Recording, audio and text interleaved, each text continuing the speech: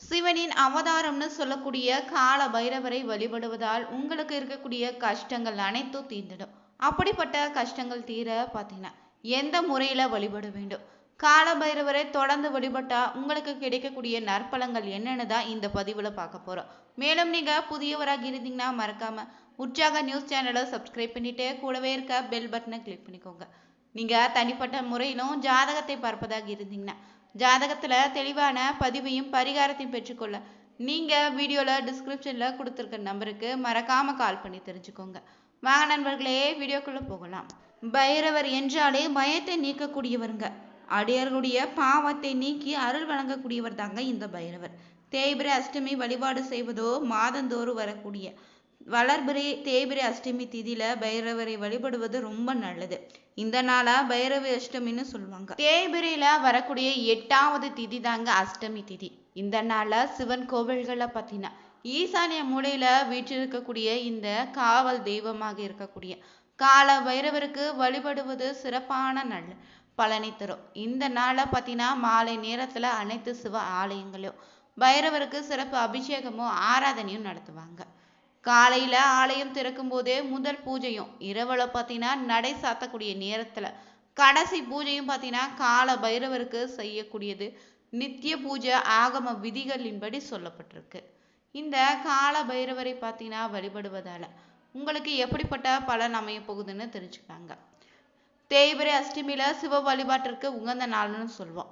இந்த நாள்ல சிவபெருமானினுடைய ருத்ர வடிவம்னு சொல்லக்கூடிய கால பைரவரை வழிபட வேண்டிய நாளாக அமைந்திருக்கு. பைரவருக்கு உகந்த நாள் தாங்க இந்த தேய்பிரை அஷ்டமி நாள். தேய்பிரை அஷ்டமியில பைரவரை வழிபட்டீங்கன்னா அவருடைய அருளை முழுமையாக நீங்க பெறலாம். கோவிலுக்கு சென்று பைரவரை தரிசிக்க முடியலனா கூட வீட்டிலிருந்தே நீங்க பைரவரை மனதார வழிபடலாம். அஷ்டமி திதியில வீட்டிலேயே நீங்க தீபம் ஏற்றி மனதில் பைரவரை நினைத்து பைரவருடைய மந்திரத்தை உச்சரித்து வழிபட்டீங்கன்னா உங்களுடைய துன்பங்கள் நீங்கி வாழ்க்கையில உயர்வான நிலையை நீங்க பெறலாம். பைரவருக்கு பௌர்ணமிக்கு பின்வரக்கூடிய தேய்பிரை அஷ்டமி திதியில பஞ்ச எண்ணெய் தீபம் ஏற்றி தான் வழிபடணுங்க. இந்த தனித்தனி அகல் விளக்கு எடுத்துக்கொண்டு அகல்ல நல்லெண்ணெய், இன்னொரு அகல்ல இழுப்பு எண்ணெய், மற்றொன்று பார்த்தீங்கன்னா விளக்கெண்ணெய், அடுத்தது பசு நெய், அடுத்ததாக பார்த்தீங்கன்னா தேங்காய் எண்ணெய் ஊற்றி பைரவ சுவாமி முன்னாடி அகல்ல திரிமுகம் வைத்து தனித்தனியாக ஏற்றி வழிபடணும். ஒரு அகல்ல ஏற்றிய நெருப்புல இருந்து இன்னொரு தீபம் ஏற்றிடாதீங்க. இப்படி தனித்தனியாக ஏற்றி வழிபட்டாலே தீராத பிரச்சனையும் தீர்ந்துடும். காலத்தினாலே தீர்க்க முடியாத தொல்லைகளும் நீங்கிடுங்க. மேலும் பார்த்தீங்கன்னா பைரவருடைய முழு அருளும் உங்களுக்கு கிடைத்திடும்.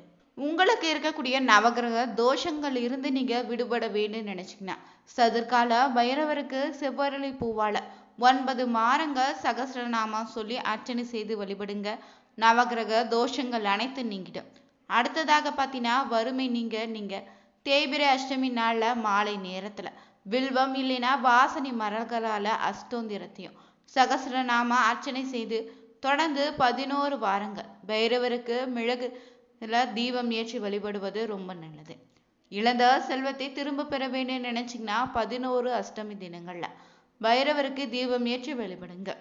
பைரவ தீபம் என்னன்னா எதுவும் இல்லைங்க, மிளகை சிறு மூட்டையாக கட்டி நெய் இல்லைன்னா நல்லெண்ணெய் இட்டு தீபம் ஏற்றி வழிபடக்கூடிய முறைங்க.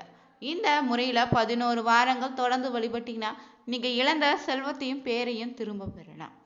அடுத்ததாக பார்த்தீங்கன்னா சனி தோஷம் நீங்க பைரவருக்கு 9 சனிக்கிழமை நாள சிவப்பு நிற பூக்களால் அர்ச்சனை செய்து 4 பைரவ தீபம் ஏற்றி வழிபட்டுவாங்க.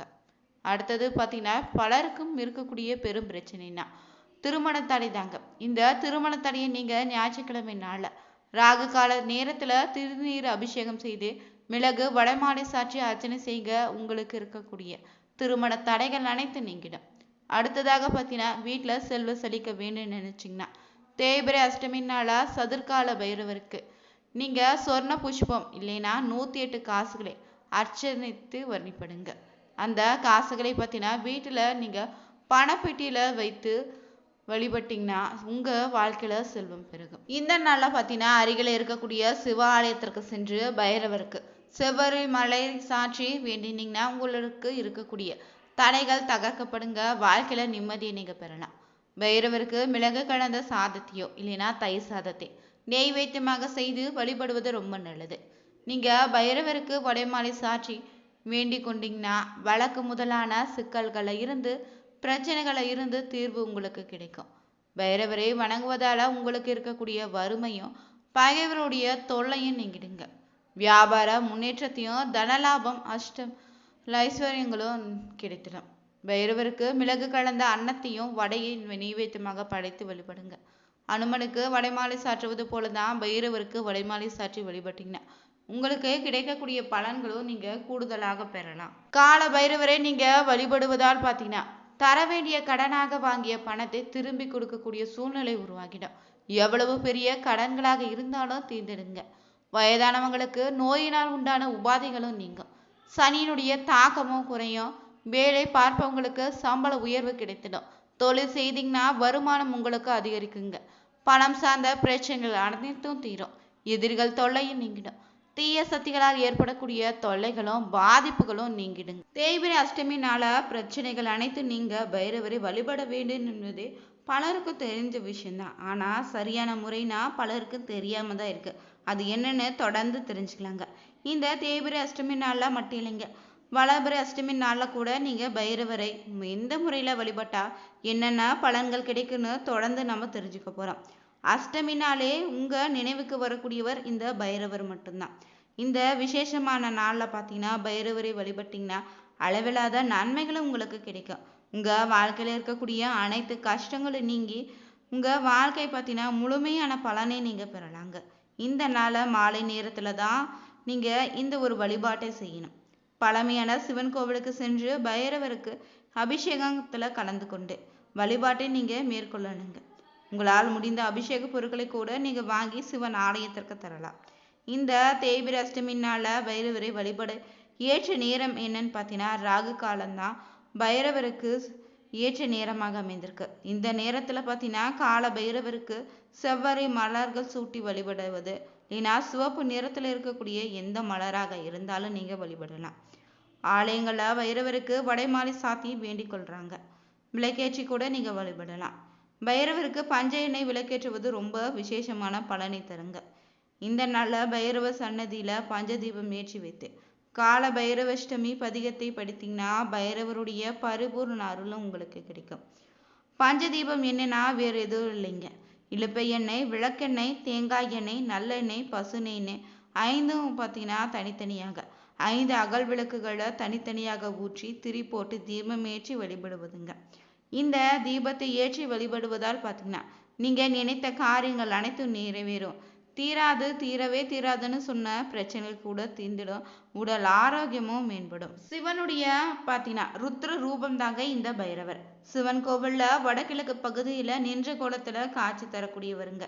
12 கைகளோடு நாகத்தை பூநூலாகவும் சந்திரனை தலையில வைத்துக்கொண்டு சூலாயுதத்தையும் பாச கயிறு அங்குசன்னே ஆயுதங்களை தாங்கியும் நிர்வாண ரூபமாய் காட்சி தரக்கூடியவர் தாங்க இந்த கால பைரவர்.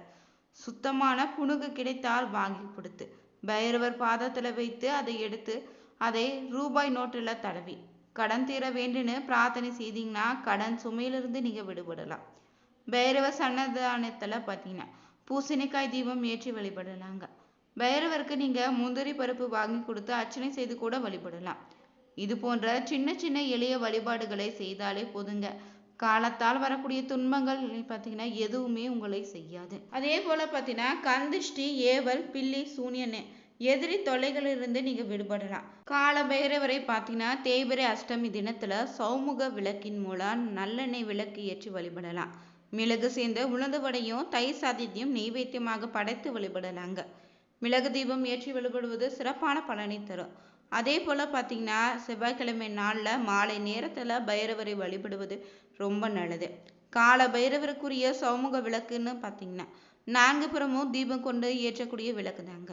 இதே செவ்வாய்க்கிழமை நாளில் மாலை வேளையில மிளகு தீபம் ஏற்றி வழிபடுங்க. இது இழந்த செல்வத்தை திரும்ப பெற உங்களுக்கு உதவியாக அமையும். நீங்க மிளகு சார்ந்த உளுந்து வடையும் தயிர் சாதத்தை நைவேத்தியமாக படைத்து வழிபடலாம். ஒவ்வொரு மாதமும் வரக்கூடிய தேய்பிரை அஷ்டமி நாள்ல நீங்க பைரவர் வணங்கி வர உங்களுக்கு காலத்தால் ஏற்படக்கூடிய பிரச்சனைகள் குறைவுங்க. எந்தவித கடன் பிரச்சனையாக இருந்தாலும் தீர்ந்துடும். எந்தவித தடைகளாக இருந்தாலும் அந்த பைரவரின் அருளால தீர்ந்துடும். இந்த வீடியோ பிடிச்சிருந்தா மறக்காம நீங்க உற்சாக நியூஸ் சேனலை சப்ஸ்கிரைப் பண்ணிட்டு மறக்காம ஓம் நமச்சிவாய போற்றி எனும் மந்திரத்தை கமெண்ட் பாக்ஸில் பதிவிடுங்க. அனைவருக்கும் நன்றி நண்பர்களே.